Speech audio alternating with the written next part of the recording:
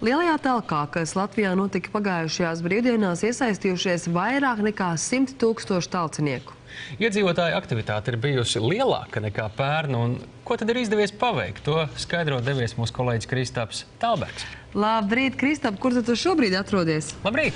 Labrīt! Jā, nedēļas nogales laikā Latvija ir kļuvusi daudz tīrāka un sakoptāka, un tas ir pateicoties, protams, lielajai talkai, cik daudz dalībnieku, cik daudz maisu ir bijis nedēļas nogalē. To jautāšu Lielās talkas organizatorei Vitai Jaunzemei. Labrīt! Labrīt! Kā tad ir nedēļas nogalē gājis? Cik daudz cilvēki ir atsaukušies? Tagad apkopojot piekdienu un sestdienu, jo talkoja arī daudz piekdienā, tas cipars ir aptuveni 175 000. Protams, tas ir aptuveni, jo cilvēku uz aci nosaka. Jā. Bet, tas ir labi. Pietrūka maisu. Zvanījām koordinātoriem, jautājām, kāpēc. Domāju, varbūt pa maz esam izdalījuši. Nē, tā arī bija plānos, bet talcinieki bija vairāk nekā viņi bija plānojuši, un tāpēc sanāca, ka maisu pietrūka. Atkritumu nav vairāk, atkritumu gluži otrādi ir mazāk. Salīdzinot ar brāļiem lietuviešiem, viņiem bija tieši tajā pašā dienā talka, viņiem bija 250 000. Protams, gribētos sasniegt un pārspēt, varbūt, ka nākamgad. Lietuvieši gan ir tīri skaitliski vairāk, vai arī tur ir kāds cits aprēķins, ko iepriekš runājām par tiem 10%? Tā ir pierādījies, ka 10% sabiedrības ir tie aktīvie, tie pozitīvie, kas vienmēr ir gatavi parauties un iet. Tad man jāsacina tā, vai tad mēs esam palikuši 1 750 000. Tad tie 10% ir, bet tad mūsu statistika kļūdās par to, cik mēs esam reāli Latvijā. Ja tas būtu 10%, tas būtu ļoti labi, jo tad varētu sagaidīt šos rezultātus arī tālāk tādā ilgtermiņā, ka sabiedrība viens no otra mācītos.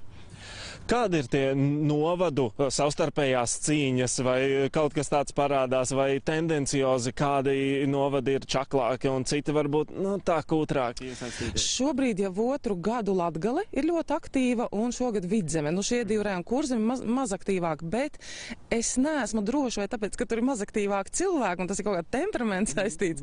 Es domāju, ka varbūt nav vienkārši vairs ko darīt, un cilvēki saprot, iziet ārā, iet savos dārzos, un tās talkas jau mēs tagad nereģistrējam. Tā kā, iespējams, ka tās vietas, kur ir netīras, bet man jāsaka, šī pozitīvā nots, es esmu milzīgi pateicīga visiem un ikvienam, kas to ir darījuši.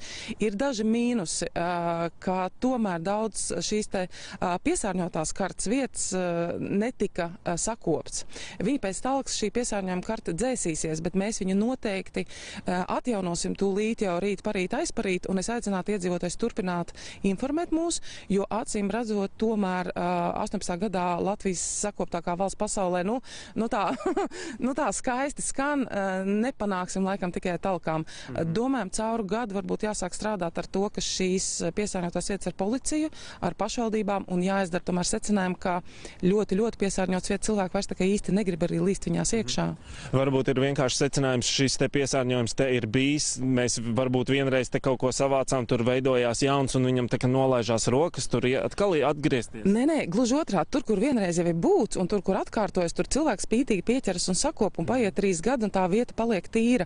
Ir vietas, kur pat atnāk un negrib ķerties klāt. Īpaši Rīga, Rīgas rajons, Rumbula, Dārziņa, Zolitūde, ir sarežģīti punkti, un tur tik tiešām tur aiziet tā, ka tur vienkārši jau liekas šausmas, tur vajag traktoru. Un šādas vietas mēs lūksim tomēr ar pašvaldībām savākt, jo tikai ar talciniekiem laikam mēs tā kā nekļūsim pati zaļākā.